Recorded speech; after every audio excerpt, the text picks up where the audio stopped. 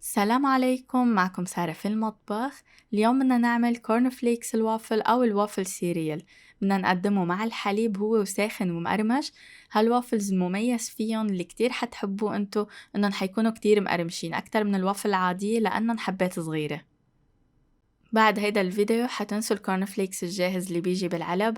حتعيشوا هون تجربة تانية تماما لكورن فليكس بالبيت، تجربة حتخلي ريحة البيت ولا أحلى من هيك. يلا خلونا نبلش.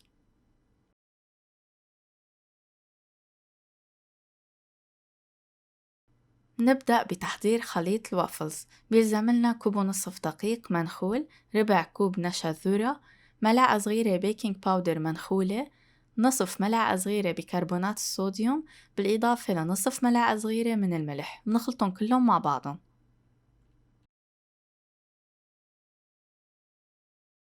هلأ للسوائل بيلزملنا كوب وتلات أرباع من الحليب السائل بحرارة الغرفة. منضيف عليه ملعقة ونص كبار من الخل الأبيض، منتركن لمدة 5 دقايق. بهالطريقة منحصل على الباتر ميلك، وأكيد فيكن تستخدموا باتر ميلك جاهز. هلأ بوعاء منحط 2 بيض بحرارة الغرفة، نصف ملعقة صغيرة سكر فانيليا منخفقن، ومنضيف عليهم الحليب اللي عملناه. وآخر شي منضيف 3/4 كوب زيت نباتي، بالإضافة ل4 ملاعق كبار من السكر. نخلطهم مع بعضهم حتى تمتزج المكونات بشكل كامل، يعني بس شوية خفق. وهلأ بوعاء كبير منحط خليط النواشف ونسكب فوقه خليط السوائل كلياته. وهلأ ما بيبقى علينا إلا نخفقهم شوي حتى يمتزجوا بشكل كامل، وبيصير الخليط جاهز عنا. وهلأ جاهزين نعمل أطيب وافلز صغار ومقرمشين. نمسح ماكينة الوافل بالزيت بعد ما تكون حميت بشكل كامل، ومنبلش نصب خليط الوافل عليها. بأي شي سهل تصبوا فيه خليط الوافل بتبلشوا تحطوا قطعة قطعة بهيدا الشكل، وبتبعدوا بيناتهم حتى ما يلتصقوا كتير ببعضهم، وبتتركوهم حتى يبلشوا يطلعوا فقاعات أول شي من فوق، بعدين بتسكروا عليهم. بس يصيروا ذهبيين على الوجه التاني بتقلبون بالعود الخشبي، وهيك بهيدا الشكل بيضلهم بس من فوق حتى ياخدوا تحميرة، يعني هن على السخونة بيصيروا على تاني وجه بينشفوا لحتى يصيروا عنا هيك بهيدا الشكل. شايفين هالفراغات من جوا بتطلع معنا القطعة مقرمشة. عن جد بيطلع شي رائع، كتير كتير حتنبسطوا فيها إن شاء الله.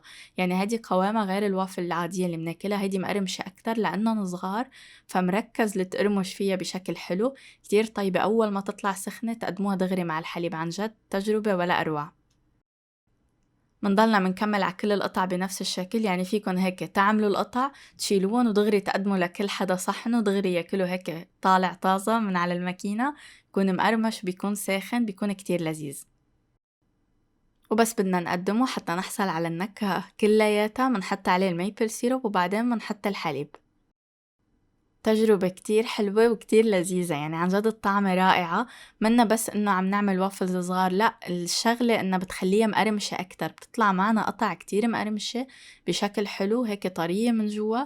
واكيد قدموا اول ما تطلع كتير بتكون اطيب، بس يمرق عليها شوية وقت بيتغير القوام بتصير اطرى. حلو، بهيك وصفة بتدمج بين عدة أشياء وبتخلينا نجرب نكهات نحنا منحبها بطرق جديدة، وبقوام كمان مختلف عن القوام اللي بناكله بالعادة. جربوها وإن شاء الله كتير حتحبوها.